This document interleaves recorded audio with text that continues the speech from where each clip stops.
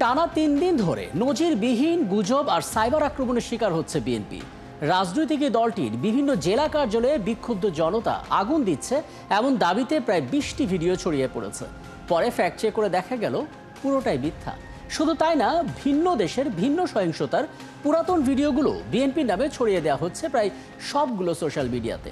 দর্শক, এমন বেশ কয়েকটি অপতথ্যের ফ্যাক্ট চেক এখন হাতে, শুরুতে সেটা দেখে নিই চলুন।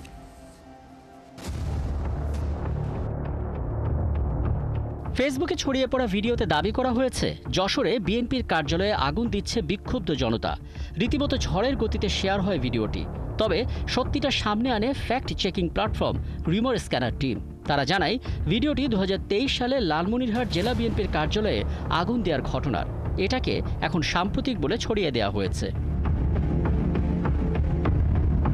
ওদিকে এক্স অ্যাকাউন্টে ছড়িয়ে পড়া ১৩ সেকেন্ডের ভিডিওতে দেখা যাচ্ছে একজন পুরুষ মারধর করছেন এক নারীকে এবং এ সময় দুজন শিশু চিৎকার করছে। দাবি করা হয়েছে এটি নাকি ঢাকার খিলগাঁও থানার বিএনপি নেতার নারী নির্যাতনের ভিডিও। তবে fact checking platform fact watch জানায় দাবিটি মিথ্যা। ভিডিওটি গোবিন্দ প্রতাপ সিং নামের একটি এক্স অ্যাকাউন্ট থেকে ছড়িয়েছে। সেখানে নারী ও পুরুষকে হিন্দিতে কথা বলতে শোনা যাচ্ছে। জানা যায় ঘটনাটি বিহারের। এটাকেই বিএনপির নামে ছড়িয়ে দেওয়া হচ্ছে। সম্প্রতি ফেসবুকে ছড়িয়ে পড়া অগ্নিসংযোগের আরেকটি ভিডিওতে দাবি করা হয়েছে রাজধানীর খিলক্ষেতে বিএনপির কার্যালয় অফিস গুড়িয়ে দিচ্ছে সাধারণ জনতা। পরে ফ্যাক্ট চেক করে দেখা গেল দাবিটি মিথ্যা। ঘটনাটি গত জুনের। সে সময় অবৈধ স্থাপনা উচ্ছেদ অভিযানের অংশ হিসেবে বিএনপির এই কার্যালয়টি উঠিয়ে দেওয়া হয়। এসবের মাঝে ফেসবুকে ভাইরাল আরেক ভিডিও। সেখানে দেখা গেল অনেক উঁচুতে একটি পানির ট্যাঙ্কের ওপর এক ব্যক্তি আরেক ব্যক্তিকে পেটাচ্ছে। ক্যাপশনে বলা হচ্ছে গাজীপুরে চাঁদা দিতে না পারায় বিএনপির সন্ত্রাসীরা কুপিয়ে হত্যা করছে। তবে ফ্যাক্ট চেক করে দেখা গেল ভিডিওটি বাংলাদেশের নয়, মরক্কোর একটি শহরের।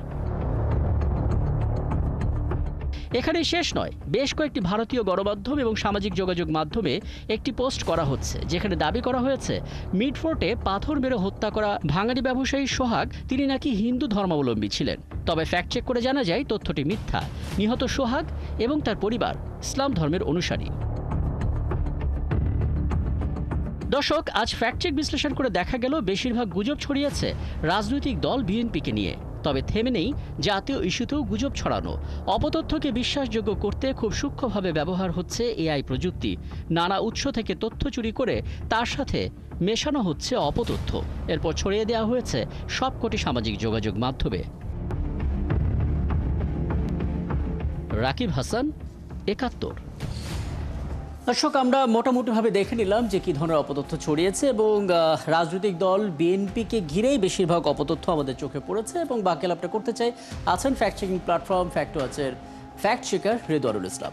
জনাব রেদওয়ানুল ইসলাম, আপনাকে আমন্ত্রণ জানাচ্ছি ফ্যাক্ট নিউজ স্ক্যানারে। এবং আমরা আসলে ফ্যাক্ট চেকগুলো দেখছিলাম, আপনাদের ফ্যাক্ট ওয়াচ তো বটেই, সাথে রিউমার স্ক্যানার এবং বাংলাদেশ যতগুলো আসলে আপনারা কাজ করছেন সেই প্ল্যাটফর্মগুলো দেখছিলাম। এবং বেশিরভাগ ক্ষেত্রে আমাদের চোখে পড়ছে রাজনৈতিক দল হিসেবে বিএনপিকেই ঘিরে কেবল গুজবগুলো ছড়াচ্ছে।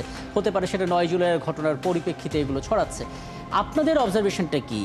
ক্রস বোর্ডিং কোনো চিন্তাভাবনা এক্ষেত্রে কাজ করেছে কিনা? দেশের বাইরে থেকে কেউ কোনো কিছু করছে কিনা, বা অভ্যন্তরীণ গুজবটা বেশি ছড়াচ্ছে? একটু পর্যালোচনা জানতে চাই আপনার কাছ থেকে শুরু। আচ্ছা, এই ক্ষেত্রে যেটা বলতে হয় আসলে ৯ জুলাই যে পুরান ঢাকায় যে ঘটনাটা ঘটলো ওইটার একটা ইফেক্ট এখানে আসেই।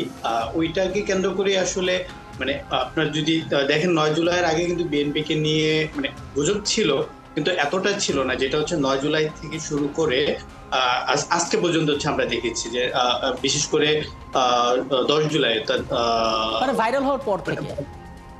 হ্যাঁ, বিশেষ করে হচ্ছে ভিডিওটা ভাইরাল হওয়ার পরে গত শনিবার এবং শুক্র শনিবারে বিএনপিকে ঘিরে যে ধরনের টার্গেটেড ক্যাম্পেইন চালানো হয়েছে, এটাকে আমি টার্গেটেডই বলবো। মানে হচ্ছে বিএনপিকে ঘিরে এই ধরনের ক্যাম্পেইনগুলো চালানো হয়েছে। কারণ